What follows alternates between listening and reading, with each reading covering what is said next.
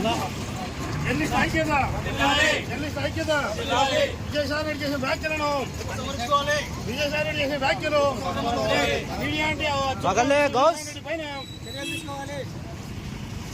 Vijayasai Reddy, Vijayasai Reddy, Vijayasai Reddy, Vijayasai Reddy. Andhra Pradesh journalist ఐక్యత, Andhra Pradesh journalist ఐక్యత, Andhra Pradesh journalist ఐక్యత.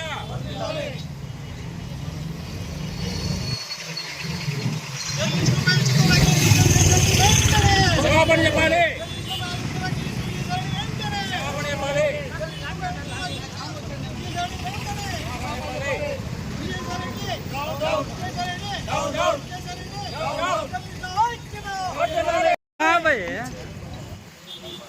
अरे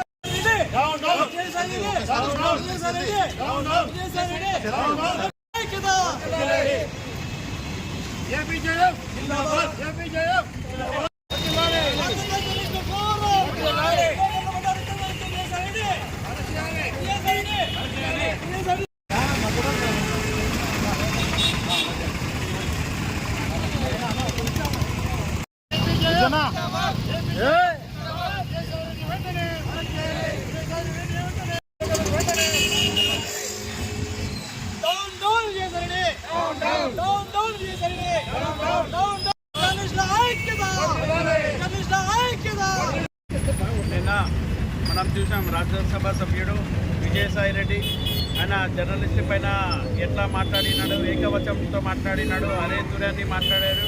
చూడడానికి మంచి ఎడ్యుకేటెడ్ పర్సన్, దాని తర్వాత చార్టెడ్ అకౌంటెంట్ అయినా. ఇదేనా నీ సంస్కారం, ఇదేనా నీ నాయకుడు నీకు నేర్పించింది?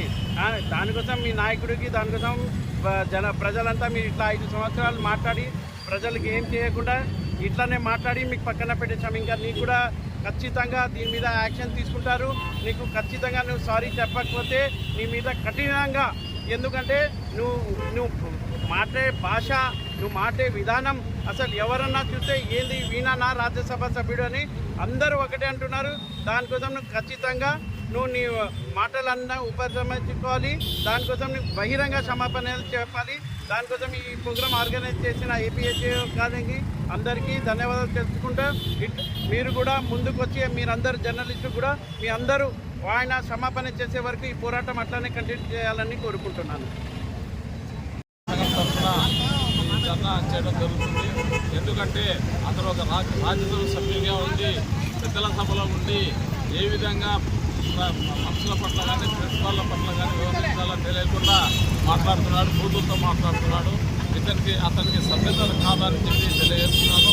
ఒక పెద్దల సభలో ఉన్నటువంటి వ్యక్తి ఈ విధంగా అసభ్యంగా మారడం చాలా విచారించదగ్గ విషయము. అతను అన్ని పిలుచుకొని మాట్లాడాలని చెప్పేసి కోరుతున్నాము.